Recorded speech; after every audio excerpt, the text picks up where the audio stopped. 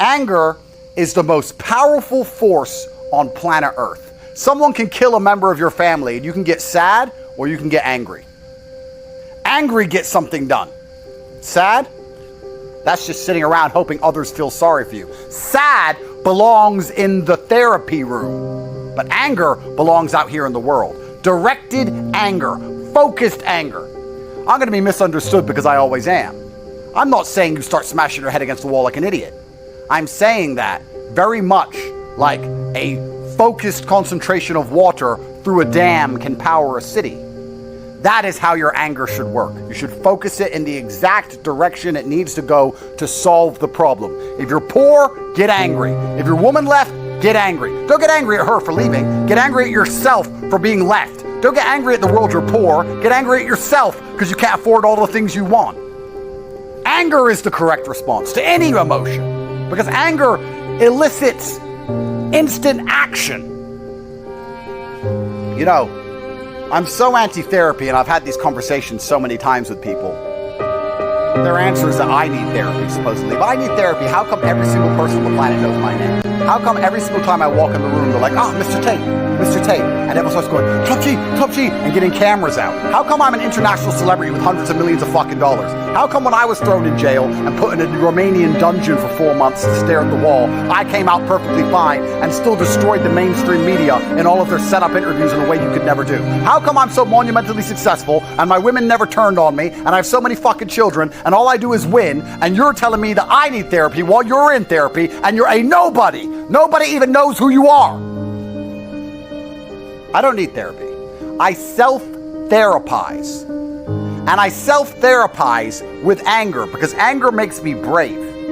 And my bravery has allowed me to grab demons by the neck. People say to me, oh, I have anxiety. And they talk about it like it's a bad thing. Like this anxiety demon has come into his life and ruined his life. You have anxiety over stupid shit. Keep your anxiety demon, and now have anxiety that you're not rich. Get to the point where you can't sit still and watch Netflix and eat ice cream because you are too anxious about the fact that you don't have $100 million.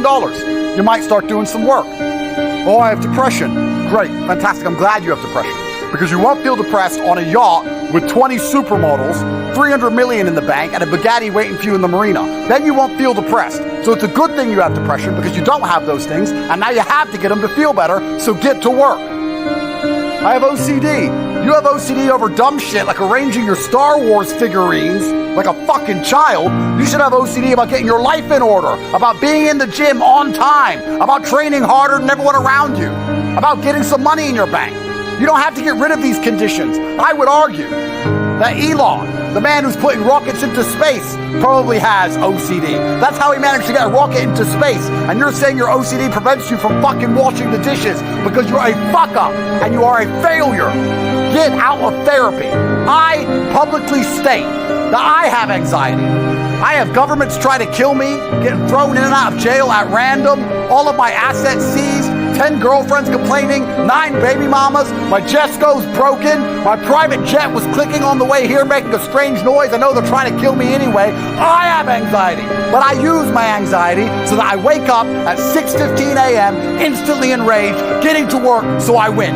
I grabbed the demon of anxiety by his fucking neck and added him to my legion. He works for me.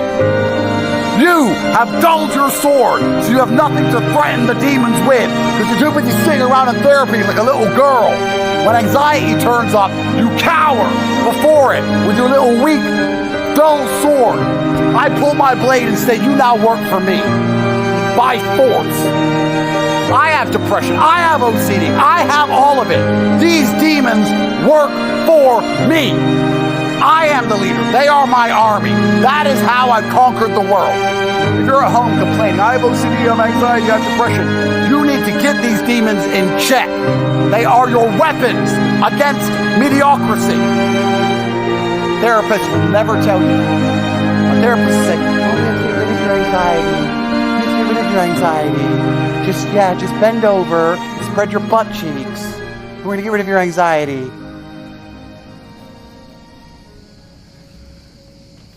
It's not a perfect world. It's a world of war and endless combat and chaos. My legion of darkness is made up of monsters because monsters fight monsters. I can only beat my enemies because of all my flaws, because of all my conditions, because of everything that's wrong with me. There's things wrong with me, supposedly, but all of those things work for me.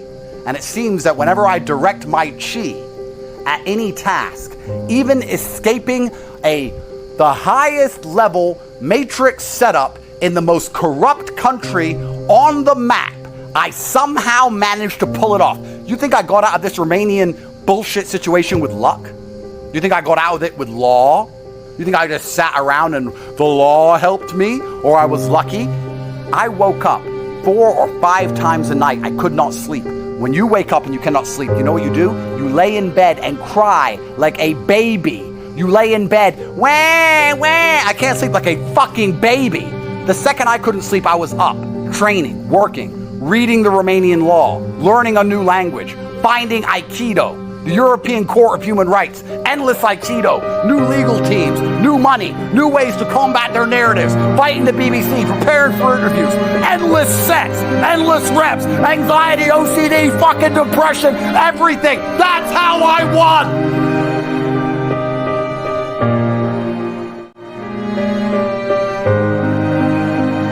You should be able to close your mind and imagine the life you want to live so viscerally, to the point where you can taste it, so that this reality, the one outside of your mind, feels like nothing but a prelude, a ramp, which allows you to get where you want to go.